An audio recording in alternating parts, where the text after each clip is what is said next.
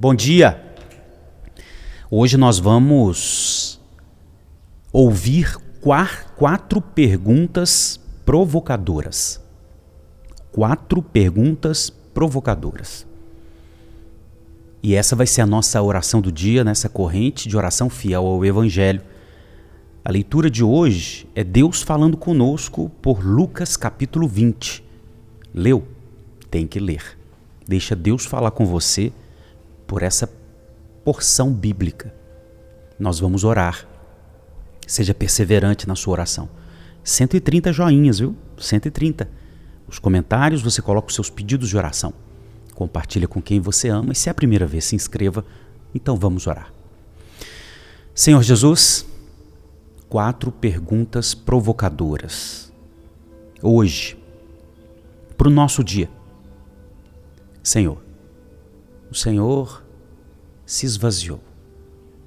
Abriu mão da sua glória para estar conosco. Nossa rebeldia o matou. E nós já estamos nessa semana. Estamos também nos preparando, Senhor, para a Páscoa. Então vale a reflexão. Vale a reflexão. O Senhor deixou sua glória, se fez humano para mudar a nossa história, nos salvar em obediência ao Pai e para a glória de Deus. Fala com a gente nessas 4 perguntas provocadoras. Amém e amém. Jesus havia chegado em Jerusalém. Ontem a gente aprendeu sobre isso. E no final do capítulo de ontem, 19, depois de ter entrado no templo, Jesus começou a expulsar os que ali vendiam, dizendo-lhes: está escrito, a minha casa será casa de oração, mas vocês fizeram dela um covil de ladrões. Diariamente Jesus ensinava no templo, pois os principais sacerdotes, os escribas e os maiorais do povo procuravam lhe tirar a vida, mas não achavam uma forma de fazer isso, porque todo o povo, ao ouvi-lo, era cativado por ele. E agora entra o versículo 20, o capítulo 20, versículo 1. Aconteceu que num daqueles dias, estando Jesus a ensinar o povo no templo e a evangelizar, olha aí Jesus, evangelizar, chegaram os principais sacerdotes e escribas, juntamente com os anciãos, e lhe perguntaram, primeira pergunta provocadora. Diga-nos, com que autoridade você faz essas coisas? Que coisas foram essas?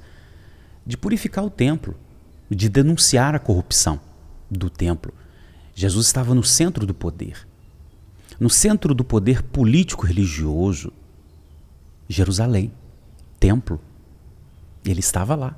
É como se alguém chegasse lá em Brasília e começasse a denunciar os políticos. Entende? É como se chegasse num centro religioso e começasse a denunciar a hipocrisia da liderança.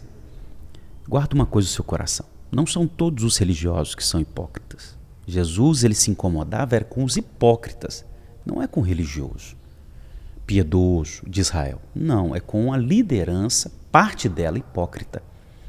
E a primeira pergunta foi dessa liderança. Com que autoridade o senhor está fazendo isso? Denunciando, quebrando as coisas. Com que autoridade? Então Jesus disse, olha, se você me falar com que autoridade João, ele veio e serviu, ministrou, eu digo com que autoridade. E só que eles entenderam que Jesus colocou-os em uma situação adversa, porque dependendo da resposta, eles estariam mal, muito mal, principalmente diante da multidão que sempre estava ali cercando Jesus. Na primeira pergunta perturbadora, ela veio de gente que não reconhece a autoridade de Jesus. Eu quero te fazer uma pergunta perturbadora. Você reconhece a autoridade de Jesus? Ele reina sobre todas as áreas da sua vida? Ele reina nos seus relacionamentos, nas suas negociações? Ele reina nos seus sentimentos? Ele reina, moça, ele reina nos seus sentimentos? Homem, ele reina nas suas negociações? Você reconhece a autoridade dele? E quando ele vem e provoca mudança em nós, você questiona a autoridade dele ou você diz, Senhor, o Senhor tem autoridade, continue fazendo o que o Senhor quer fazer. Ou você, com a natureza rebelde, diz, Senhor, quem é o Senhor para mudar isso na minha vida? Quem é o Senhor para falar como que eu tenho que orientar meus filhos? Quem é o Senhor para falar com quem eu devo me casar? Quem é o Senhor para falar como que eu devo administrar meu dinheiro? E aí, primeira pergunta perturbadora para você. Você reconhece a autoridade de Jesus ou você questiona Jesus? Com que autoridade o Senhor está fazendo essas coisas? Como é que o Senhor quer reger minhas negociações? Meu modo de falar, meu modo de andar, meu modo de vestir? Como? Como? Você tem essa postura? Primeira pergunta perturbadora. Foi aí que Jesus propôs a parábola dos lavradores maus, do versículo 9 até o versículo 19. Essa parábola, você leu, fala de um dono da terra que arrendou a terra para que alguns lavradores ali pudessem ter o seu dinheiro. Porém, eles tomaram a terra, praticamente ficaram com a terra como se fosse deles, mas na verdade não era deles. E isso aconteceu com a gente, os humanos. Deus criou o mundo e a gente ficou com essa terra pensando que é pra gente, mas é de Deus. Nós só somos administradores.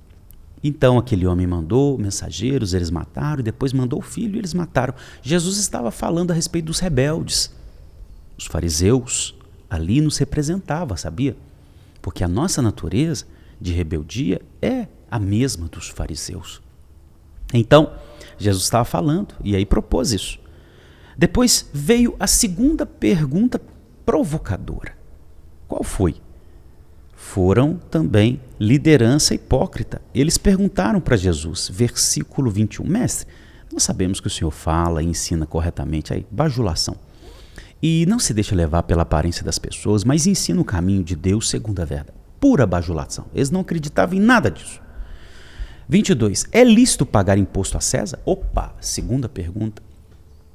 Tudo isso é para que Jesus tivesse um conflito com o Império Romano. Jesus não era um revolucionário. Não é?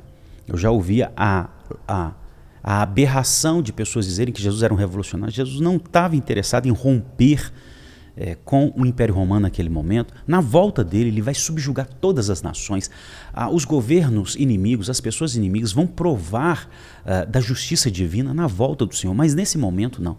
Nesse momento, ele queria que o reino entrasse no tecido da sociedade, nos corações e influenciasse. Então, ele influenciasse por dentro, transformasse e viesse uma influência. Então, ele que estava interessado no reino entrando e instalando-se nos corações. Não é de romper com o Império Romano. E aí Jesus disse, dê a César o que é de César, o que é Deus é o que é de Deus. Segunda pergunta perturbadora para você, provocadora. Você tem dado o que é de César corretamente? Ou você tem fugido disso? Pastor, mas o governo rouba demais, eu sei. Não existem pessoas, o governo ele é um peso mesmo, eu reconheço, ele é um peso. Porém, Jesus disse, olha, tem que dar aquilo que é do governo. E nessa pergunta provocadora, eu quero te perguntar, você tem dado a Deus o que é de Deus? Sim, você tem sido fiel no dízimo na sua comunidade local? Tem que ser. Não adianta. Isso é a palavra de Deus. O que é de Deus, é de Deus. O que é de César, é de César. Foi a segunda pergunta provocadora para a gente. Terceira pergunta provocadora. Aí foi um grupo de saduceus. Os saduceus não acreditavam em ressurreição. Eles eram uma elite, sabe, de líderes que dominava até o governo do templo lá em Jerusalém. Então era um pessoal político, religioso, assim, olha, é a nata. E eles não acreditavam, não tem ressurreição. E aí o que eles fizeram? Eles fizeram uma pergunta para Jesus. Na verdade, eles propuseram ali uma hipótese, uma especulação teológica, não é? Eles citaram a lei do levirato, ou seja, do irmão esposo. Funcionava assim: se um irmão ele morria sem ter filhos, o outro vivo, ele se casava com a mulher, gerava nela um filho, e aquele filho seria do irmão morto. Seria como se fosse do irmão morto, para dar sequência na nas gerações. E aí eles citaram, se um irmão casa com uma esposa e morre, e se casa com... Tá tudo especulação teológica. Com quem ela vai ser, de quem ela vai ser esposo na eternidade, na ressurreição? Tá vendo? Eles não acreditavam na ressurreição, era pergunta maliciosa, era questões teológicas bobas. Terceira pergunta, você se apega a isso? Você se apega a esses detalhezinhos? Na Idade Média, havia até discussões de quantos anjos cabiam na ponta de uma agulha. Olha que especulação. Você gasta seu tempo nisso?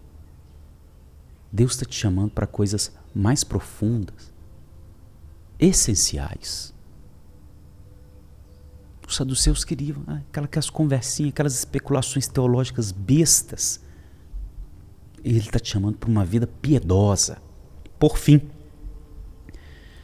a quarta pergunta provocadora veio de Jesus. E qual foi a pergunta? Ele citou o Salmo 110. Como se pode dizer que Cristo é filho de Davi? Pois o próprio Davi afirma no livro de Salmos, disse o Senhor ao meu Senhor, sente-se à minha direita até que eu ponha os meus inimigos por estrados dos seus pés. Portanto, Davi chama de Senhor. Então, como ele pode ser filho de Davi? O Messias é filho de Davi, da linhagem, mas Jesus estava abrindo o leque para aqueles homens, para aquelas pessoas. E qual o leque que Jesus estava abrindo? O Messias, ele não era só da linhagem de Davi, ele era Senhor de Davi. Ou seja, o Messias seria Deus humano. Essa era uma interpretação que os fariseus não tinham. A quarta, aí tem um aprendizado aqui. Toda vez que eu interpreto mal as Escrituras, eu tenho expectativas erradas e práticas erradas. Interpretar bem as Escrituras, segundo a luz de Deus, é fundamental para eu ter expectativas certas e práticas certas.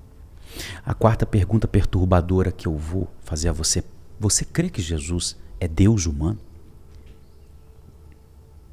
Ou você quer que foi só um carinha legal, não é? Uma pessoa exemplar? Não, Jesus é muito mais do que isso. Jesus é Deus que se fez carne.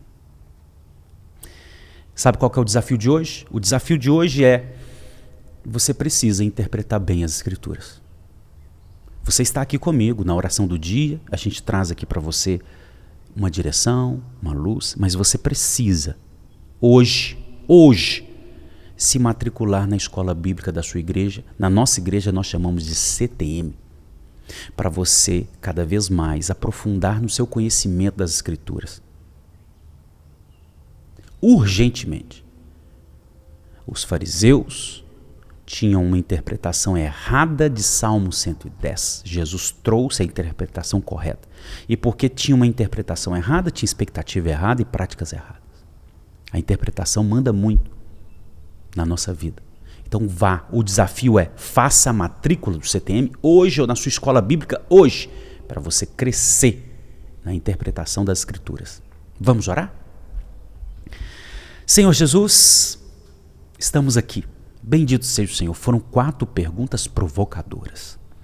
Todas elas, Senhor, mexeu no nosso coração e nos chamou a um ajuste com o Senhor. Ó Deus, eu peço que todas as pessoas que estão aqui me acompanhando sejam perseverantes. De algum modo, elas já estão aprendendo nas Escrituras. Elas estão tendo esse momento com o Senhor. Jesus, eu peço também que cada uma dessas pessoas vá para um pequeno grupo. Vá para o CTM, vá para a escola bíblica, ou vá estudar de modo mais profundo as Escrituras, através também do seminário, o nosso seminário local. Senhor, para que cresçam e saibam interpretar devidamente as Escrituras. Eu peço também, Senhor, eu oro todos os dias pela vida do enfermo, que o Senhor possa ministrar cura. Ó Deus, eu peço, ó Deus, por essa pessoa que está oprimida, está com depressão, seja curada. Essa pessoa que está sendo perseguida e principalmente pelo o reino das trevas, ó Deus, concede a ela vitória sobre essa maldade. Abra os olhos dessa pessoa para que ela entenda que muitas das coisas que estão acontecendo é provocado por uma influência da maldade, que ela resista no poder do Espírito Santo. Ó Deus, que esse dia seja um dia abençoado, um dia cheio de gratidão, um dia, ó Deus, de perseverança e, claro, Senhor, aprofundando no conhecer o Senhor. É a nossa oração em nome de Jesus, amém e amém. Amém? Vá fazer a sua inscrição, vá estudar a Bíblia, tá bom? E seja perseverante todo dia, até no final de semana. 130 joinhas é a nossa meta. Deixa nos comentários seus pedidos, testemunhos ou perguntas. Compartilhe com quem você ama. Se é a primeira vez, se inscreva e deixa as notificações ativadas. Vá se cuidar, vá fazer uma caminhada, vá em nome de Jesus amar e vá aprender mais de Jesus pelas Escrituras. Graça e paz.